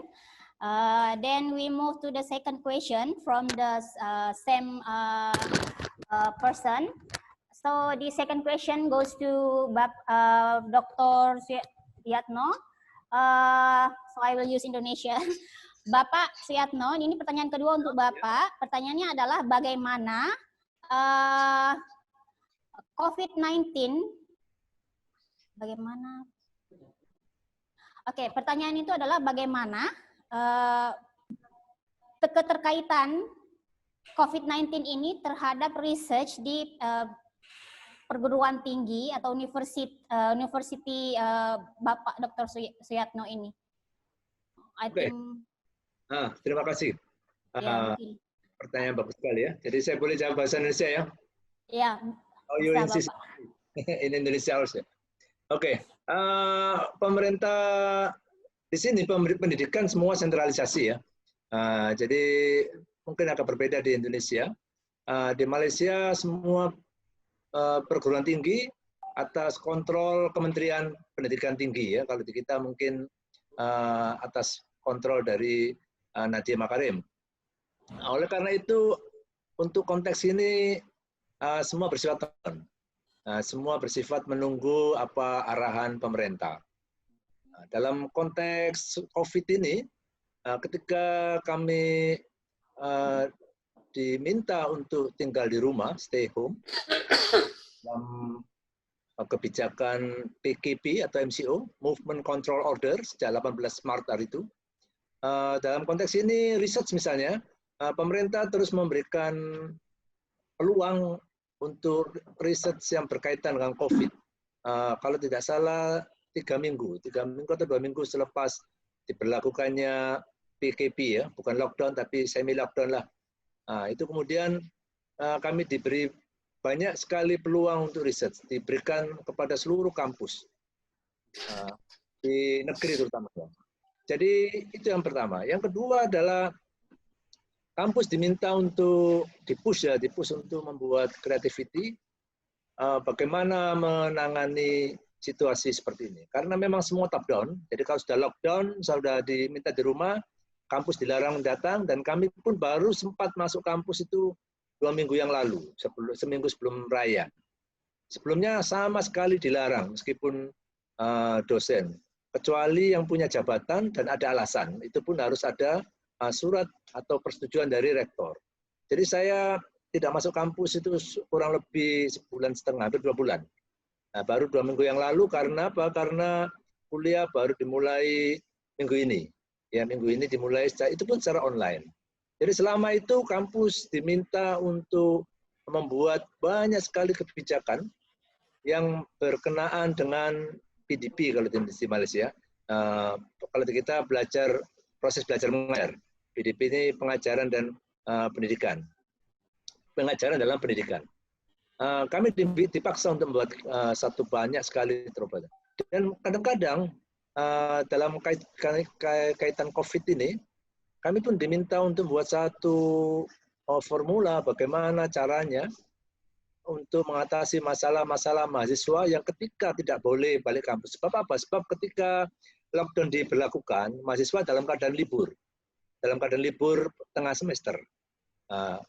Konsekuensinya adalah mobil ditinggal di kampus. Barang-barang juga ditinggal di mobil. Jadi parkiran kampus penuh dengan mobil mahasiswa. Karena mahasiswa kalau libur 1 minggu, seringkali nggak bawa mobil, dia lebih baik pakai public transportation. Jadi penuh. Kemudian laptop, yang sangat penting kadang-kadang mahasiswa itu biasa anak muda ceroboh, dia nggak bawa laptop. Padahal seringkali informasi melalui online seperti ini. Nah, problemnya adalah di sini sangat strict, di mana kalau sudah dilarang kita keluar rumah, memang nggak bisa keluar rumah. Kalaupun sudah dilonggarkan seperti sekarang, dilarang melintas provinsi, memang nggak bisa. Jadi hampir seminggu 3 kali saya selalu ditelepon oleh polisi, karena berkaitan dengan jabatan saya sebagai wakil dekan mahasiswa. Karena ada mahasiswa yang nyangkut di perbatasan provinsi. Dan ingin memastikan apakah memang dia mahasiswa saya, dan atas urusannya seperti mana dalam surat. Jadi sangat strict. Jadi ini menyebabkan riset-riset yang berkaitan dengan konteks hubungan antara negara dan masyarakat juga menjadi terbuka lebar. Oleh karena itu hari itu saya menerima tawaran dari Airlangga untuk melakukan kerjasama dalam konteks state's capacity and state relation towards society dalam COVID ini. Karena PSBB dan PKP di Malaysia tentunya sangat menarik untuk dilakukan collaboration research. Saya rasa sudah ada kampus yang meminta kami untuk saling berdiskusi bagaimana PKP, bagaimana PSBB di Indonesia dalam konteks hubungan state capacity misalnya. Nah, ini menjadi menarik sehingga kampus memberikan banyak tekanan ya. Saya rasa memang online ini kan problem bagi mahasiswa, saya rasa problem, terutama mereka yang tahun akhir. Saya rasa itu dulu jawaban saya, Bu Ida ya. Semoga bisa memuaskan. Terima kasih. Oke, terima kasih Bapak Dr. Yatno Ladiki. Kepada Ibu Ida Zahara, saya sudah membacakan kedua pertanyaannya untuk kedua speaker kita hari ini. So, if you have any question, you may. Okay, Ibnu Hajar. Okay, please wait. So we have. Yeah, okay. Ibnu Hajar, silahkan. Okay, thank you. Kenapa? Unmute. Ya. This is question for Mr. Antonio because I know before Mr. Antonio explained about his background is artificial intelligence. So, my first question for Mr. Antonio about this use artificial intelligence. How important is the use of artificial intelligence to education, especially research in this era in the COVID pandemic about use artificial intelligence to education? Okay. You get my point, sir? For me? Ibnu Hajar, Yes. sudah di, ya. Yeah. Okay, actually. No, I have many questions for Mr. Antonio and Mr. But, Yatno. look, wait a moment, please. Okay, I can't answer, but my presentation was about coronavirus, not Yes. artificial intelligence. I can try to help you and answer for you. Okay. But Okay. no problem. The next Only question. Yes. to clarify. Okay, the next Yeah. question for Mr. Antonio. How progress COVID-19 in Brazil after the lockdown? And can you tell us about, explain how about your prediction about COVID-19 until 3 months ago, 3 months later? Okay, I believe I understood your question. Let me explain what happened. I start looking at the profiles from China, yes, Italy, Brazil, and South Korea. This was around the middle of March, 15th of March. Yeah. In the end of March, more or less in the end of March, in the first week of April, I told in the first days of April, I told my colleagues in several WhatsApp groups, Brazil, based on my analysis, will have a peak around 15th of April. Only playing. And then I look at that carefully around 10th of April, and I saw other curves with the same behavior. So then I made a drawing with my hands in 18 countries. Anyone? And then I saw 35, more or less 5. So I asked a friend look, I need someone to help me with Excel. I will look at it in all 185 countries. I will choose that one that has a good Gaussian. He told me, okay, Antonio, I will do. So I drawn mark the points on the curve, and submit to him to reevaluate and choose the K. So there is a referee there. In the end, the surprise was 35 more or less 5, as in the beginning, that first 18 curves, but now 52. So I started playing, was not a research about. I started playing, looking the behavior, every day looking the behavior, okay, looking every day, looking, then I saw that. Very simple, it's very easy that, but if you look in our curve, you cannot see. If you look in our curve, if you get now the curve, if I put it from beginning of March to now, to today, you cannot see the constant K. As I look and look, there is a pattern here. And then that was confirmed. Now, as I know the behavior, asymptotic behavior, as I told, and this, mainly the asymptotic behavior, because look, can you see my hands? You have a Gaussian, beautiful. You have a Gaussian that do this and then spike. Now I can understand when you do the Gaussian, do this, here is the constant K. Forget the spike. This is not normal. In nature, in normal nature, you do not have spike. Spike came for some reason. You can do this, a Gaussian, and go then oscillation, Korea, all countries have this oscillation. We can do beautifully, some countries have this with small oscillation, small peaks, let's say. So I think the questions you're behind, your question must have to come back to the past. I started playing with this data in more or less in the middle of March. End of the March, I knew Brazil would have a peak.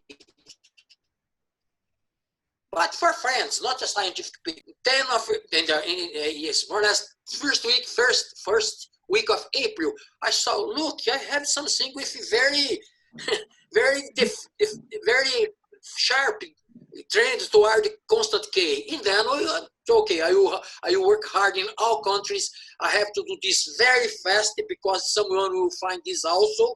And by hands, no, simple, very straightforward, by hands, can see. If I put 1 day more, 1 day less, 2 days more, 2 days more, it doesn't now, it's not important more, because you are going to have 35 more or less 7, 35 more or less 4. In this case, 30, okay? Okay. I was playing in the beginning. Yes. Okay, I have any question else. How about in your country? So this is the last question. Okay. In your, sorry, pardon? This is the last question. Okay. For Mr. Yatno. Actually, I have question for Mr. Antonio, but this is the last question, so I move to Mr. Yatno. Make a big question. Okay. Mr. Yatno Lakidi, your presentation about Rohingya. So, can you explain actually conflict in Rohingya is ethnic or religious or government? Because the before Please ask again. I didn't. Your name is Ibru. Yes, your name I'm Ibnu Hajar. Ibnu. Ask again. Ibiru. I spell my name. IBNU. Ibiru. Okay. Yes. Professor Antonio. Okay.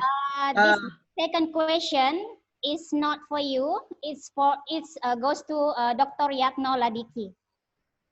So now is the second question. I'm sorry, Mr. Antonio. Answer the first question. Yeah, this is question. The last question for Mr. Yatno. I repeat my question. Can you explain about actually conflict in Myanmar, especially Rohingya, is ethnic or religious or government? Because before that, I explained about government administration. So this is conflict ethnic, religious, or government. Because yeah, we know what happened in Myanmar. This is violence. So you can tell us about your about this my question about ethnic Rohingya.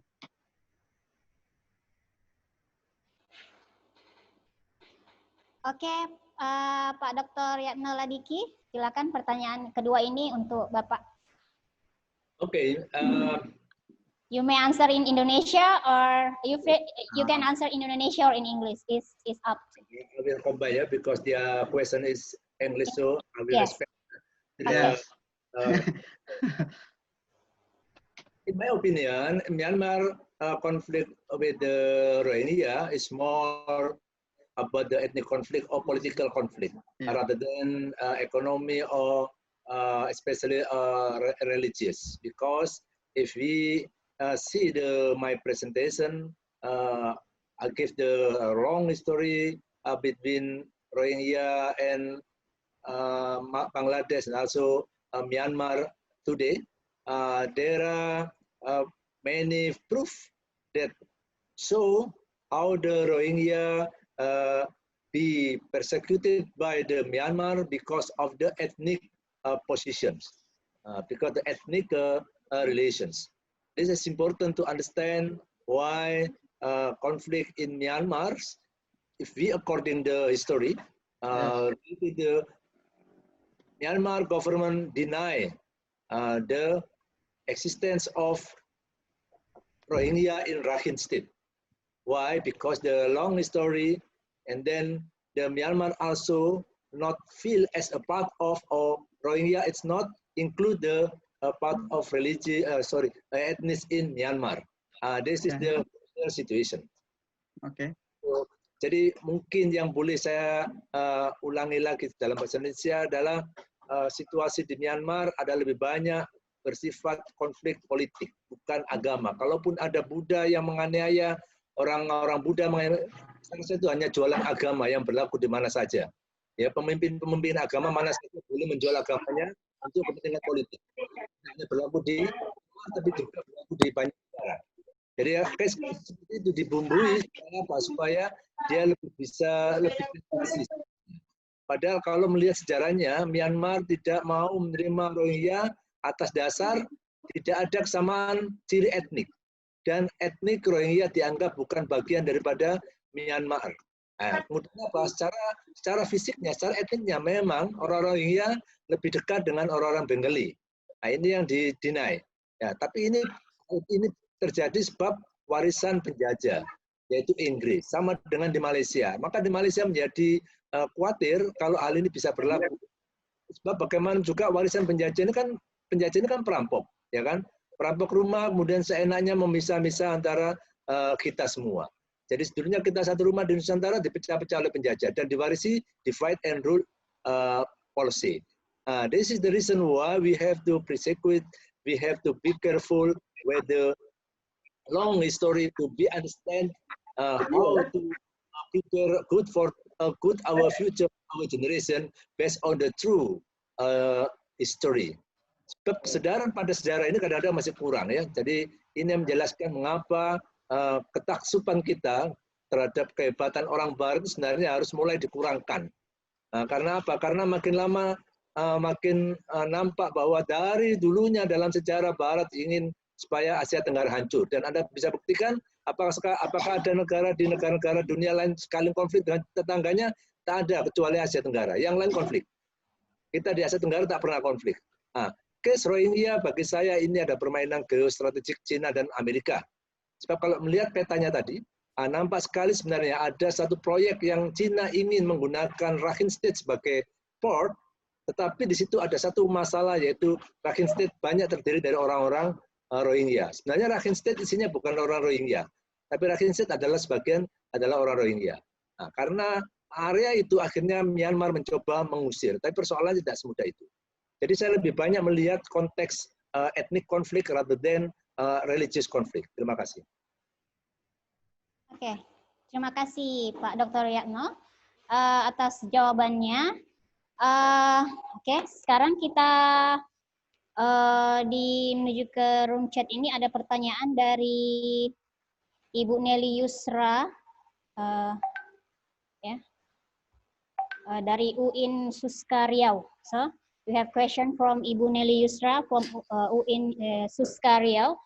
So welcome back, Professor Antonio Giavaloni. So we have question for you. This question is addressed to you. So the question from Ibu Nelly Yusra, the question is that, what do strategic measurements that Brazil government has taken to overcome this COVID-19?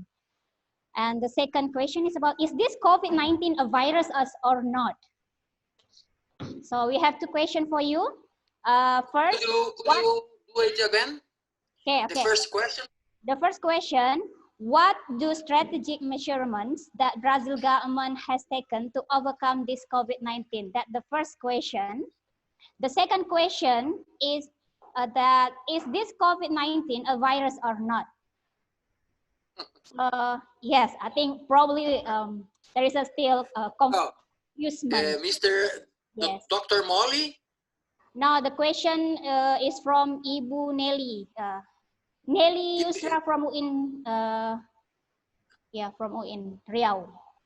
Okay, the first question I have already answered. Brazil is taking, or I work in a research institution. My workplace has taken care of this according to the. Hello? Okay. You can continue, Professor Antonio. Okay, my workplace belongs to the federal government. We belong to the Minister of Science and Technology. So you have the guidelines to follow, and our Minister of Science and Technology asked for the several institutes of research that is on his command to do research according to the specialty of each research institute. My workplace has several research going on, near future, longer term future, and so on.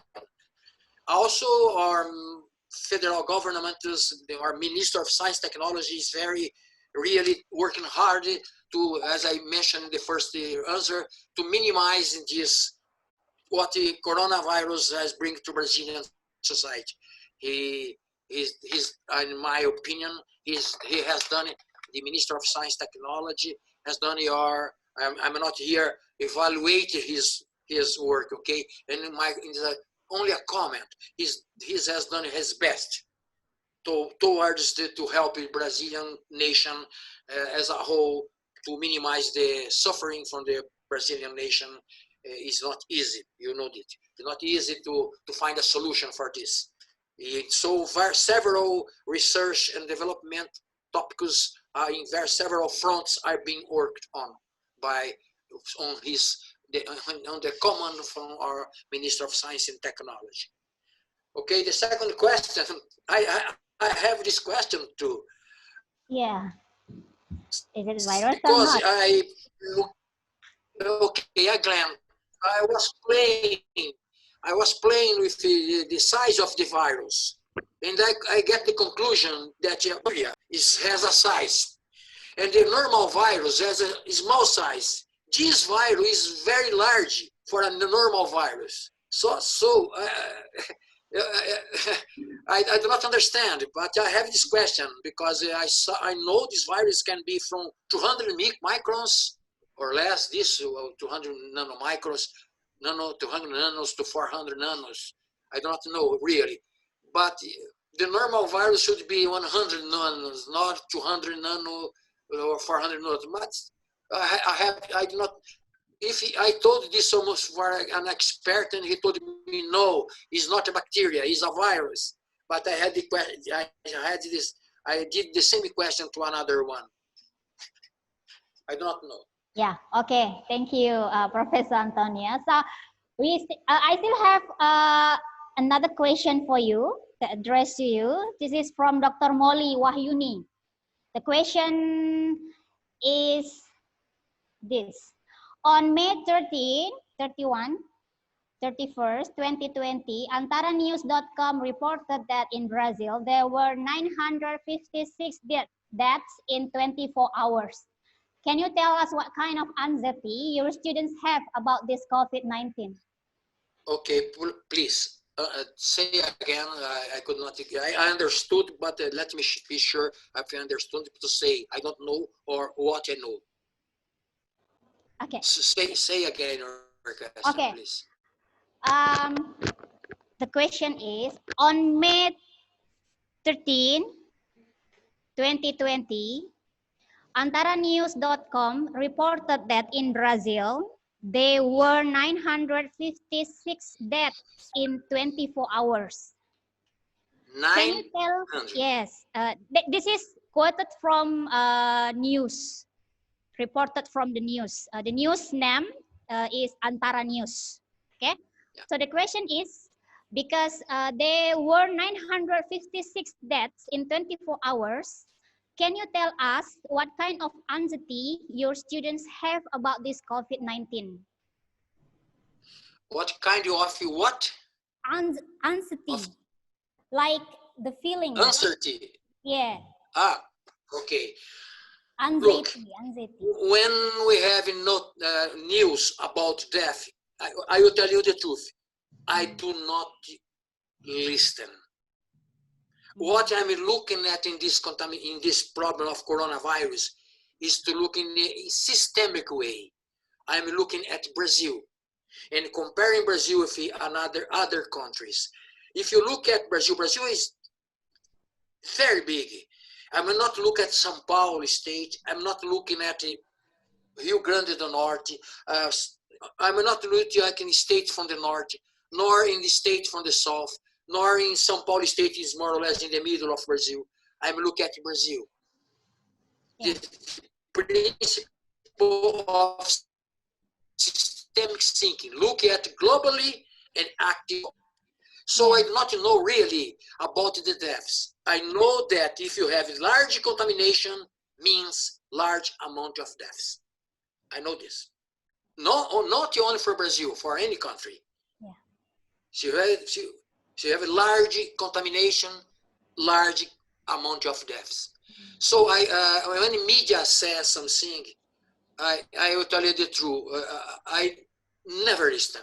I look at the sites that you can, like Hopkins or the site from our Minister of Health. There you have the statistics. I do not know if the media is telling the truth or not. But what I know, the Brazilian people are suffering when they listen to something like this news you told. I believe this news, 900 one day, maybe true. But if you compare with another country like the United States, with very respect, 900 is nothing. United States is much more than this.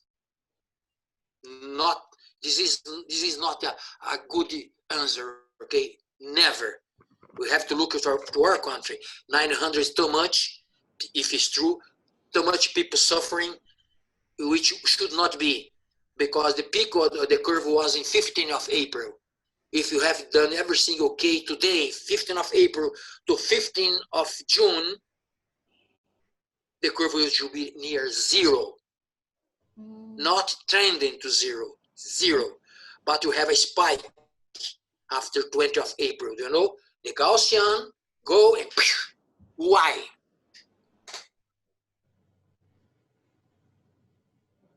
Do you know? Okay. Thank you, Professor Antonio, for answering the question from Dr. Molly Wahyuni. It's very interesting, actually. We can see that most of the question related to your specific topic in COVID-19, but there is also question that probably has a relation with your background, education background. Here, I have one last question for you. The key word is a country must have a public policy. Yeah. In the paper, I wrote some lines, some guidelines that can be used for any country to write his public policy mainly before the pandemic arrives, not writing it during the pandemic. Okay. Cannot do that. No, Yeah. no, I'm not saying that we are writing a public policy during the pandemic. I'm writing you must have the public policy before. If this happens, what you are going to do? I believe Germany has this public policy. They are very comfortable today. The other countries too. Okay, thank you, Professor Antonio. Okay, here I have last question to Professor that addressed to Professor Antonia. So the question actually is not okay. This is from Mukrimin. The question is, does Indonesia include in your data collection for the 185 countries? You already, in your presentation, there is a data that you're written down there about there are like 185 countries around the world has become your data collection. So the question is about, is Indonesia become one of, does Indonesia become one of the data collection included in that data? I am sure Indonesia is one of 185 countries. I'm sure.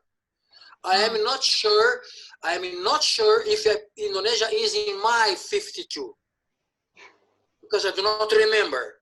Yeah. I took some examples. It's better he look at my paper. There is a table in the paper with the name of the country, when the first contamination arrived, when the peak arriving, and the constant K. For each one, the 52 is there, is in the paper. I do not know now by mind if Indonesia is there, okay? But now I know that, let's imagine, okay? Imagination working. That Indonesia has this profile, look in my hands. Indonesia do like this, and then go. Now I know, based on Brazil and the other countries that is this asymptotic behavior, that we can find the K for this country. Maybe Indonesia is, I do not know about Indonesia. Where is Indonesia in my study? I do not know a lot of other countries, okay? Because if you ask me, maybe I do not know. But the name is there in the table, in the paper. Okay, thank you, Professor Antonio. I have one last question for you in this session. Actually, the question is not related to your presentation, but as I already mentioned earlier in the beginning of the introduction, while I introduce you to the participants, I already mentioned that your education background, one of your education background I mentioned is about artificial intelligence. So there is a question about artificial intelligence here. So I don't know if you have a favor to answer it or not, but the question is about artificial intelligence. What kind of artificial intelligence that you use in teaching? So it's addressed to you. You want to answer it or not? Actually, it's not related to your presentation. I like this issue. Okay, let me talk a little bit about myself. Yeah. I am a physicist. I have a Master of Science, Bachelor, Master of Science, PhD in physics, in plasma physics, experimental plasma physics. From plasma physics, I learned to understand the behavior of curves, like histogram. So up to from 1998, my PhD in plasma physics, to 2002, 1998, I get my PhD. 2002, I work with microelectronics, nothing to do with plasma physics, nothing to do with corona. From 2002, I work with the management of information system. And I developed a paper concerned with artificial intelligence. It's a very nice paper. In my opinion, this is a shift in the knowledge, because from this paper you can go to any solution to anything. It's a correlation between data, information, knowledge, wisdom, and data, information, knowledge, and wisdom. I prove the correlation. I create corollaries. Is mathematically proven. So this paper is public to be used. Okay? But I am sure the artificial intelligence will be the end of everything. I'm sure, even to a given class, much better than a professor, because the system will know everything. A professor may not know everything. What will be from humankind, I do not know. What is going to happen to humankind, I do not know. Yeah. The evolution is coming. I do not know. Yeah. Okay. Thank you, Professor Antonio. That's the last question for you. Hang in there. So now we move to the next question. This question is addressed to Dr. Suyatno. Hello, Doctor. Yes. Thank you. Yeah, yes. Thank you, Professor Antonio. Your question has done. Okay, now I move to Dr. Yatno. There is a question in relation to the presentation.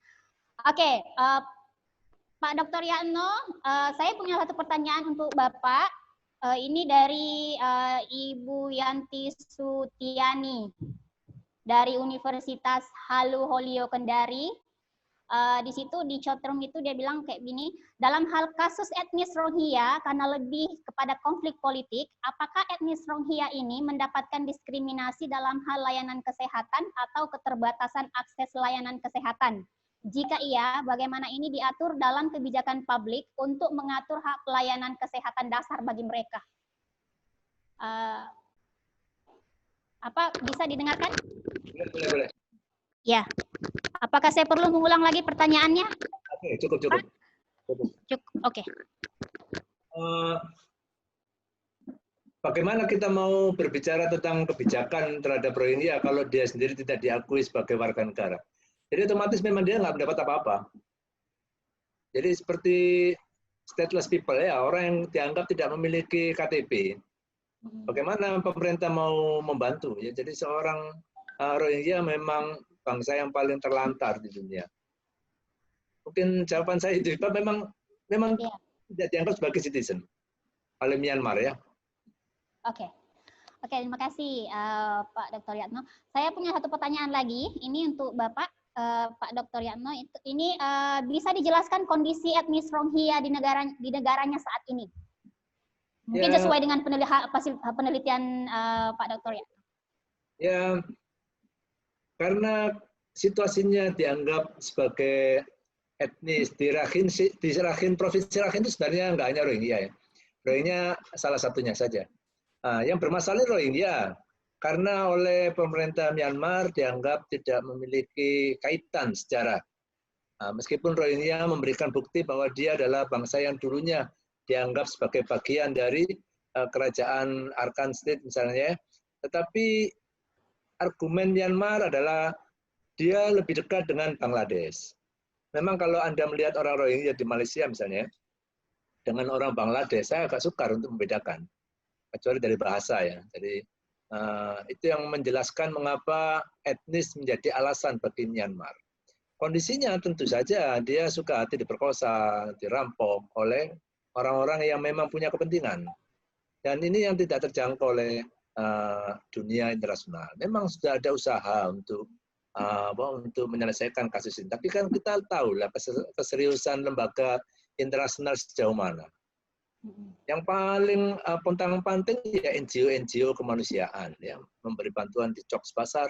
Cox's Bazar itu adalah perbatasan antara Bangladesh dengan Myanmar, yang mana orang-orang Rohingya ini larinya ke sana. Ya. Jokowi pun pernah ke sana. Hanya itu saja mampu. Ya. Di level diplomasi ASEAN pun gagal. ASEAN pun gagal. Bahkan Malaysia di-reject oleh Myanmar untuk ikut berunding. Justru yang diterima untuk berunding dengan pemerintah Myanmar adalah Menlu Indonesia, ya, Menlu Indonesia. Ada sekelompok orang di Indonesia misalnya menginginkan buang saja Myanmar dari ASEAN. Itu bukan persoalan yang mudah. Sebab kalau dibuang dari ASEAN, malah susah kita mau menyelesaikan, ya kan? Nah, selagi Myanmar ini di bawah pemerintah, di bawah ASEAN, mungkin kita bisa mengajak dialog. Tapi kita harus pahami, ya, memahami konteks sebuah negara yang konflik itu ada dua aspek yang harus dipahami. Pertama adalah konteks lokal, ya. Di situ ada pertentangan antara perebutan kuasa antara kelompok-kelompok demokratis Aung San Suu Kyi dengan para jenderal-jenderal. Nah, mereka berebut kuasa itu, berebut power, berebut politik. Nah, yang kedua adalah global politik, ya. Apa yang terjadi di Myanmar, terutamanya sejak ada sejarah itu, sekarang muncul lagi itu karena ada keinginan Cina untuk membangun pipa gas atau pelabuhan di daerah Myanmar, di mana di situ banyak orang-orang Rohingya. Yang global politik juga harus berbicara tentang kepentingan Amerika, ya. Jadi Amerika nggak begitu peduli dengan Myanmar, sebab memang nggak ada apa-apanya di sana. Dan Cina begitu peduli dengan Myanmar, sebab memang Cina ada kepentingan kepentingan ekonomi dengan Myanmar. Jadi hal yang ini yang harus dipastikan adalah bagaimana kita melihat sebuah konflik itu harus dilihat dari unsur dalam dan unsur luar. Dan unsur luar ini sangat jahat. Dan ini yang harus diperhatikan, apalagi sekarang Amerika dan Cina ini konflik dagang, ya, perang dagang. Dampaknya adalah pada negara-negara yang punya potensi konflik. Dan biasanya itu akan jadi proksi, ya, akan jadi proksi. Sebab kalau sampai terjadi konflik, kalau sampai terjadi perang antara Myanmar dengan Thailand, Myanmar dengan Malaysia, kan jualan senjata lagi ada pasarnya, ya. Dan jualan paling enak kan jualan senjata, karena nggak ada cukai, nggak ada pajak, dan bisa dijual dalam harga yang mahal. Nah, perang kan begitu. Jadi di Myanmar situasinya juga sangat ruwet, ya. Orang Indonesia kata ruwet. Sebab di situ ada konflik antar Aung San Suu Kyi dengan jenderal. Semua orang marah dengan Aung San Suu Kyi. Dia dulu bisa mendapat Nobel perdamaian karena karena usahanya untuk mewujudkan demokrasi. Tapi begitu untuk kasus Myanmar, dia seolah-olah tutup mulut. Tapi kita harus paham, Aung San Suu Kyi juga ingin mengamankan posisinya. Nah, kita nggak tahu agenda ke depan apa. Jadi sepanjang yang saya riset di sana, Myanmar untuk kasus Rohingya memang sangat gelap, ya, masa depannya. Dan Myanmar memang belum ada usaha serius untuk menyelesaikan masalah ini. Dan ini justru akan dijadikan sebuah gorengan, ya, untuk kepentingan politik dalamnya. Itu saja, Bu. Terima kasih. Oke, terima kasih atas jawabannya Bapak Dr. Yatno Lediki. Dari chat room kita sudah tidak ada pertanyaan lagi daripada peserta. Jadi kita sudah sampai ke akhir sesi pagi kita atau yang pertama kita untuk hari ini. Sebelum mengakhiri, saya mungkin minta closing statement dari masing-masing speaker kita, invited speaker kita untuk hari ini, karena Profesor Antonio masih belum muncul di layar. Jadi saya, Profesor Antonio, this is we has reached our international conference, the end of our international conference for this morning session, for this first morning session.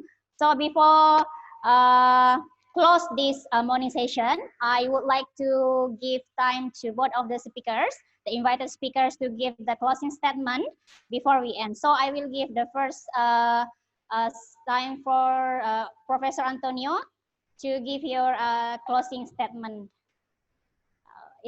Probably you have any statement that you want to share before we close this session. Okay, I want to thank to ICEE organization for inviting me to this, in particular to Professor Ismail, very kind, very nice person. We exchange ideas, very sweet to work with him, and also very, very interesting this kind of presentation. This we have to thank you, coronavirus.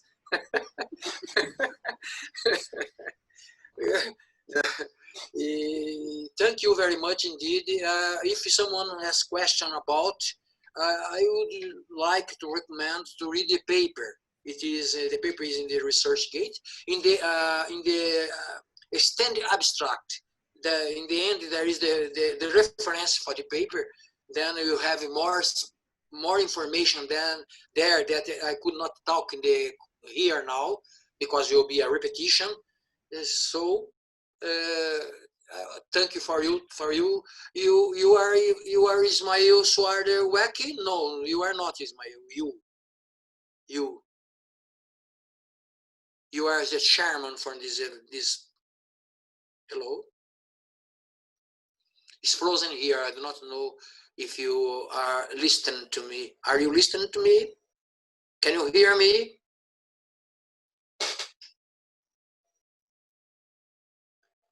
It's frozen here. Everything is stopped. Okay.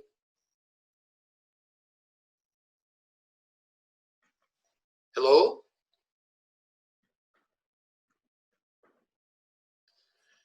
Well, I think it's okay, Prof. We are hearing from your explanations. It's okay, it's okay. Thank you. Okay. You are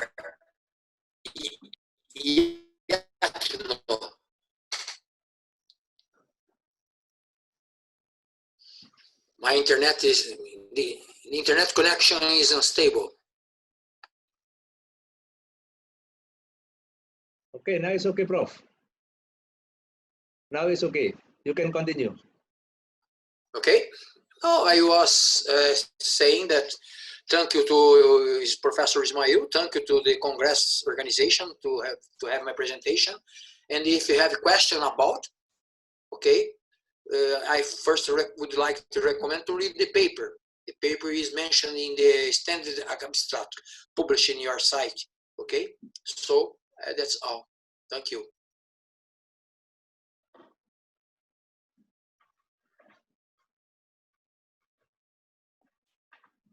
Halo, Mbak Panitia. Halo, Mbak Panitia. Are you still there? Yatro. Is a Yatno? Yes, Prof. Yatno. Okay. Your names.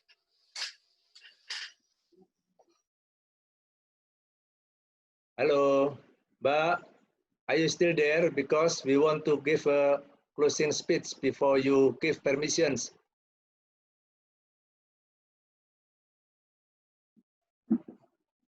Ya, sepertinya ada masalah. Mungkin langsung saja kepada Dr. Yatno. Alright. Okay.